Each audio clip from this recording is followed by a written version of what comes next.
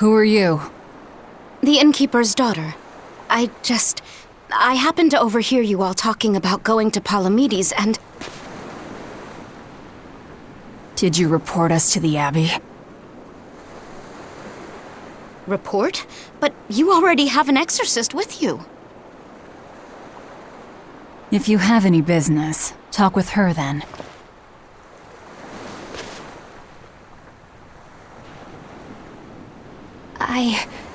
I'm Eleanor Hume, an exorcist with the Abbey. How might I be of service? I want you to look for someone. A mother and her child went to visit the Abbey grounds, but they haven't returned. They've both gone missing? Yes. The mother's name is Mahina. She's a priestess of Amanoch. And her little daughter's name is Kamoana.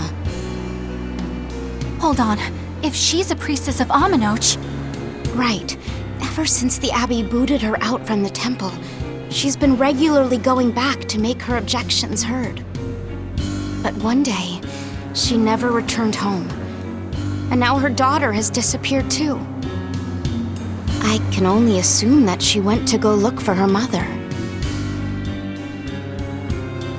And you believe they're being held at the temple? Oh no, ma'am. I just can't imagine Mahina would abandon her daughter like that. Kamoana is next in line to succeed her, so she's had a strict upbringing, but her mother truly loves her. Please forgive Mahina for her protests. I was just hoping you could use the Abbey's resources to track them down. I will do everything in my power to find them. Thank you. Thank you so much.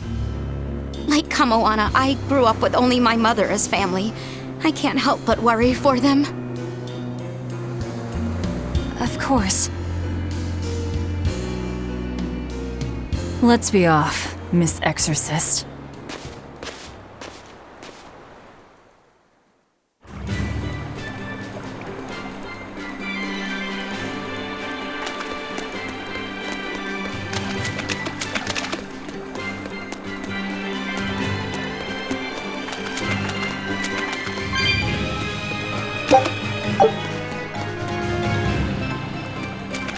Eleanor, what's your game here? The mother and daughter, you mean? That's on me. I'll search for them myself. I don't care about that. Well, what then? Why are you actively helping us decipher the book, when we're using it to thwart the Abbey's plans? You think I might be deliberately misleading you? Laying a trap of some sort for you all? Are you? I think you're a lot of things, Demon. But foolish is not one of them. I want to know the truth. I want to know what Lord Artorius is trying to accomplish. And there's something happening in the world right now. I want to know what it is. Unfortunately, little old Eleanor has never been deemed trustworthy enough to be given such information. So, my only option is to find out for myself. You've got the soul searching down at least. The Abbey and your band of rogues follow two different paths. But something tells me either will lead me to the same destination. And so you don't see any need to lie to us? Exactly. And what'll you do if those truths don't line up cleanly with what you believe? I'm not sure yet. As honest an answer as any. Either way, it looks like you'll be working with us for the near future. Yes, for now. Hey, could I ask you something? What is it? About the Therians. I've heard you call yourself a Therian before. Is there any particular insight you have about them? No, none. Artorius said I was one, that's all. And that doesn't bother you? Does it bother you? Nope, not at all. If you're not worried, then neither am I. I'm surrounded by freaks. But was that truly the reason Ceres chose me? Velvet keeps picking on Madame Eleanor. They're total opposites, so I know they're just gonna clash sometimes, but Velvet takes it too far! You really think they're totally opposite? If Madame Eleanor is a white lily, then Velvet is a black rose. If Madame Eleanor is a soaring Pegasus, then Velvet is a wolf in the shadows. If Madame Eleanor is a plate of spaghetti carbonara, Velvet is squidding noodles with seaweed. I don't follow you completely, but I think I get the point. I'm sure you understand. The two have nothing at all in common. And since they don't share anything in common, some fighting now and then just can't be helped. Well, they both have beautiful hair. Okay, but we're talking a noble exorcist and an aloof demon. Eleanor sometimes treats you coldly, and Velvet has helped me more times than I can count. Madame Eleanor gives herself fully to the salvation of others, but Velvet is bent solely on revenge. That means they're both motivated by thoughts of others. How is the cheerful and talkative Madame Eleanor at all the same as the brooding, taciturn Velvet? Both of them talk to me when it's just the two of us together. You're just trying to be contrary. I'm only telling you what I've experienced. Actually, I feel that Madame Eleanor isn't really reaching out to me. It's all right if Eleanor doesn't want to talk to you. I'm here for you, Bienfu. You aren't alone. That just makes me feel lonelier.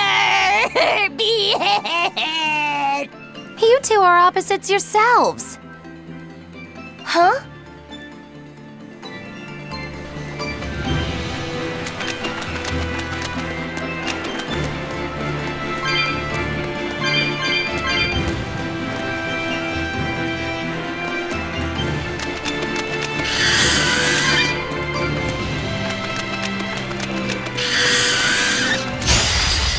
We can do this.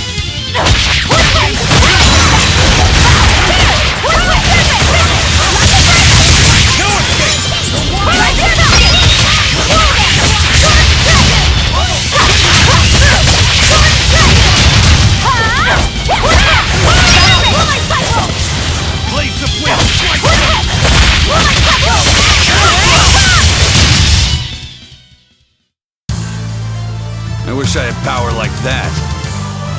I'd forget about it if I were you.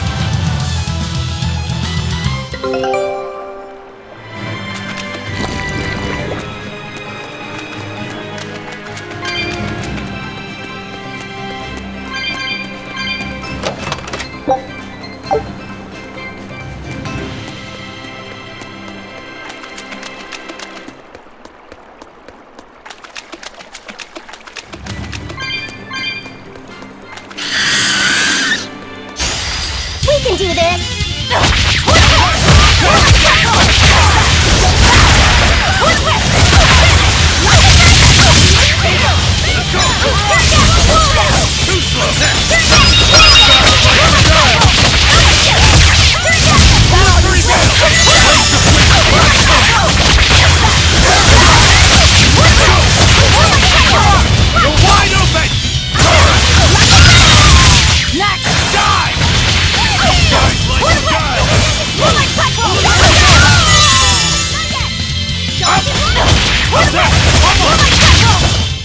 Come on, really?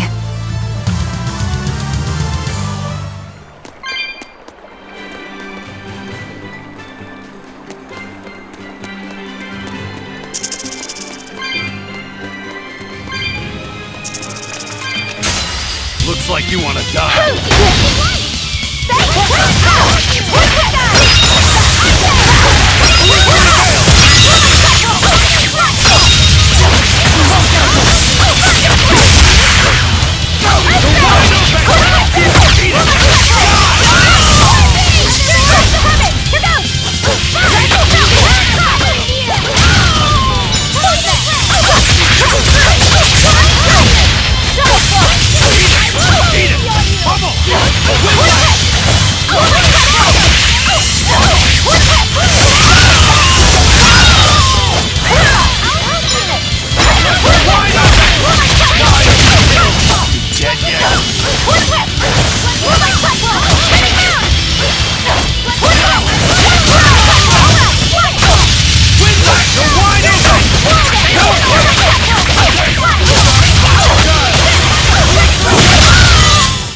We're finished here. Let's go.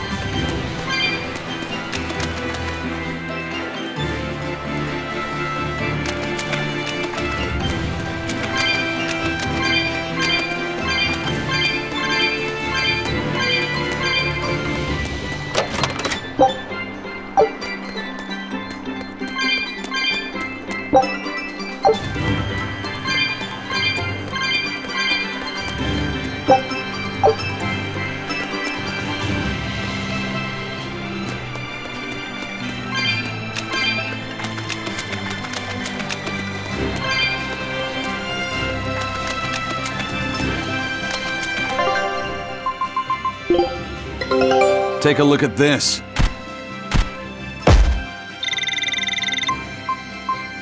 Wow, they found a whole bunch.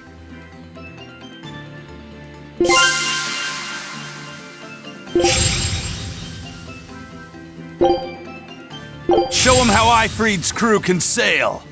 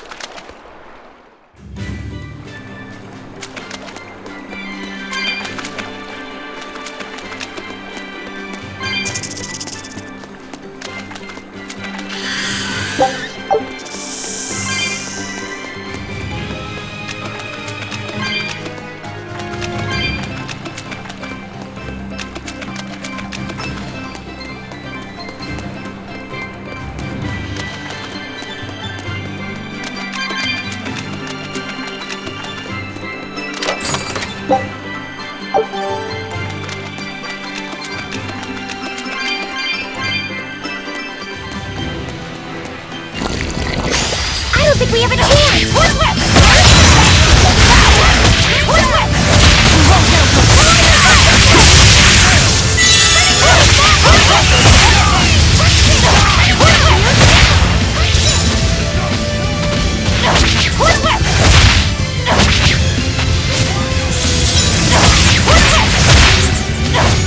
Ready to die? Think you can dodge?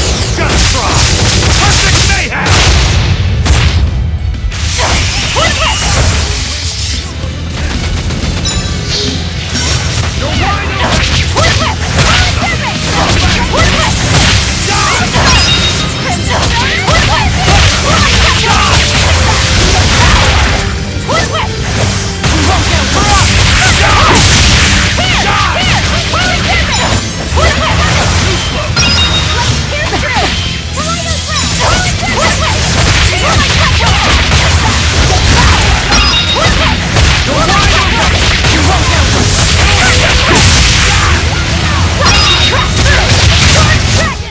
If you want to live, get out of my way.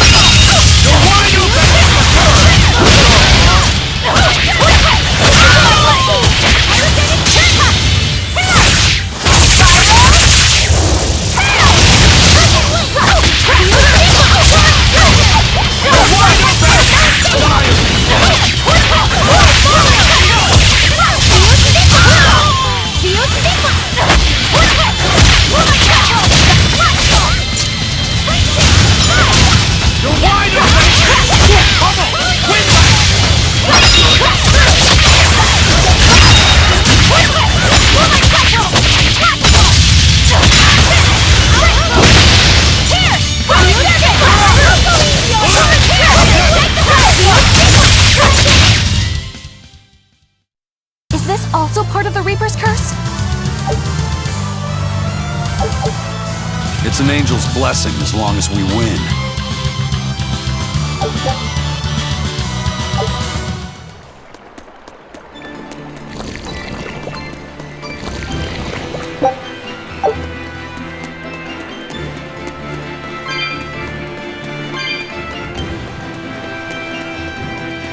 This rocky shore just keeps going.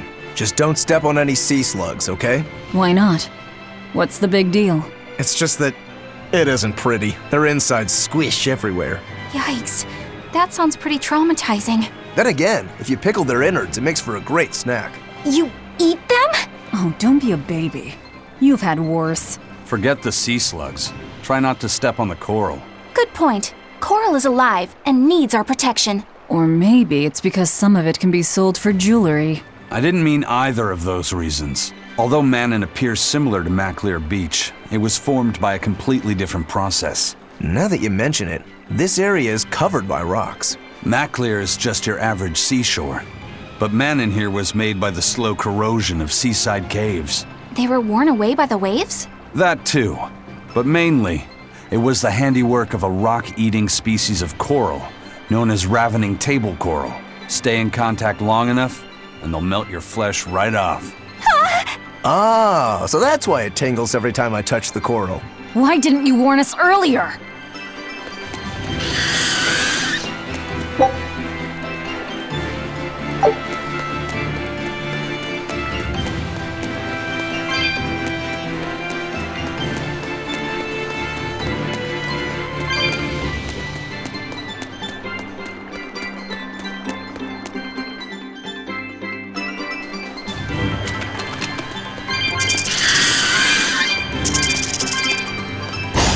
We can do this!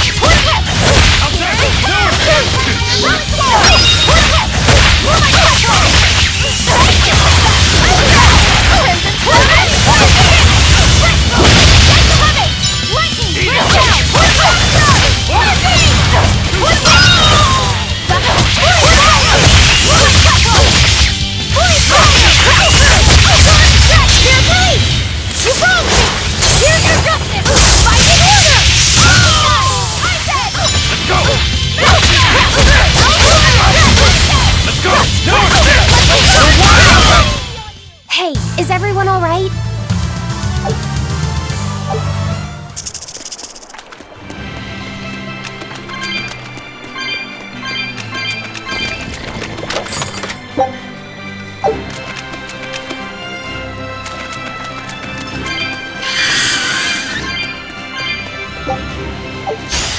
I'll show you the beauty of my spearwork!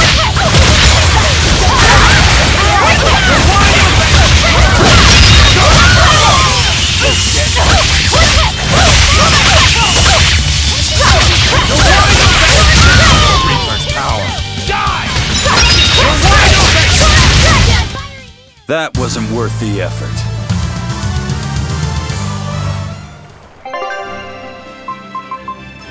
Fine, fine. I'll join your little combat crew.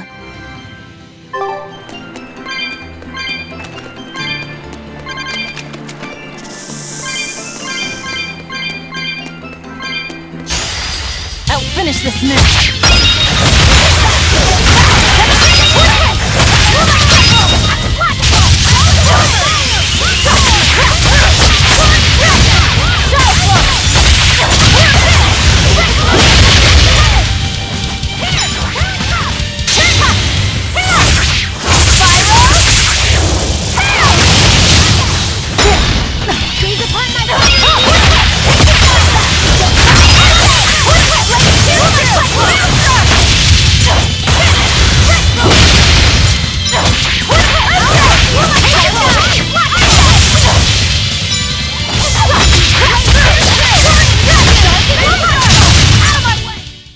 It appears that we're finished here.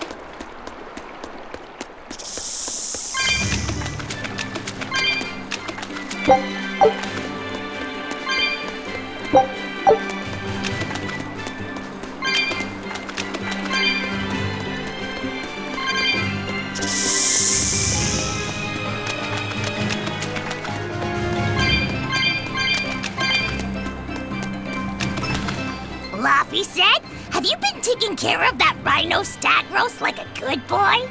Of course! I make sure to feed it every night before I go to sleep, since it's nocturnal. How long are you going to keep on calling it a rhino stag roast? I don't know. It's a new kind of beetle, so it's gonna be hard to tell if it's really a rhino or a stag. You're asking a lot of questions. Bienfu, do you like bugs? Duh! I love rhinoceros and stag beetles both! What guy doesn't find them fascinating? Right? So which kind of beetle do you think it is? Rhino or stag? Oh, that's a tough question. But guess what? Miss Mogulu taught me a surefire way to tell. I didn't know there was a way to tell. Yeah, but if I do it, you gotta name it after me, alright? Come on! What guy doesn't wish he had a cool bug named after himself, right? And besides, Miss Mogulu told me that this technique is so good that it's only fair to have a bug named after you in return. So what do you say, man to man? Come on, let's live the dream! Oh, all right. How can I say no to that? Besides, we all did work together to capture it anyway. Yay! Thanks, Laffy-set. All right, show me the bug and I'll tell you what it is. Miss Mogulu says you need to open up its outer wings and get a good whiff of the thin underwings. I'm pretty sure I remember rhinoceros and stag beetles smelling really nasty under their wings. Is it really that bad? Why not find out for yourself? No thanks. I think I'll pass. Maybe you shouldn't do this after all, Bienfu. You probably just want to hog the name all to yourself. Well, too bad! A real man never goes back on his word. If it packs a mean punch, then it's a rhinoceros beetle. And if it smells really zesty, then it's a stag beetle. I don't know about this. Just let him do it, Laffy-set. He's already volunteered. I can do this! Just you watch!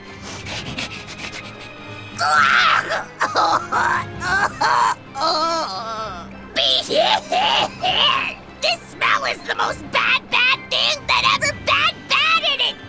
Whoa! He fainted with his eyes still open! Hey! Wake up! Wake up, Bienfu! Miss Mogulu, as soon as I smelled it, my nose literally exploded. He looks like he's having a bad dream.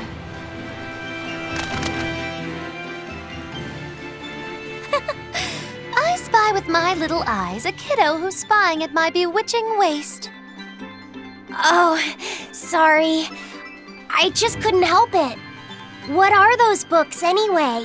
Oh, that's a great question. Since you asked, I'll reveal the secrets of my tomes just for you.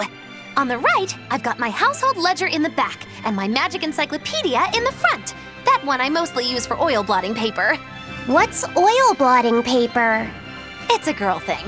The two on the left are my heavy book, which I use for flower pressings, and then my super pop-up book. A super pop-up book? When you open it, it pops out with the force of a raging river! When an enemy has me cornered, I can just open it up facing a nearby wall and pop! Instant getaway! The only downside is that it's a real pain to try to get closed again, so I haven't used it in years. What about the book right in front? That's actually layer cake. Whoa, really? Seared into its batter are precious bits of knowledge. Eating it is just as good for your brain as it is for your stomach.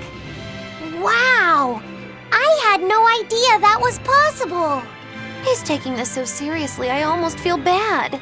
All of your books are so interesting, Moggy-Loo. That's really cool. There's no end to your curiosity, is there? What do you say? Want to take a closer look? Boy, would I. If you really do, then say, Moggy-Loo, I want to get to know you better. Moggy-Loo, I want to get to know you better. All right, I accept. I'll reveal to you my most private secrets. Wow, so that's what's on the other side of these books. I wouldn't have ever guessed that. What the? What are you doing with Laffy-set?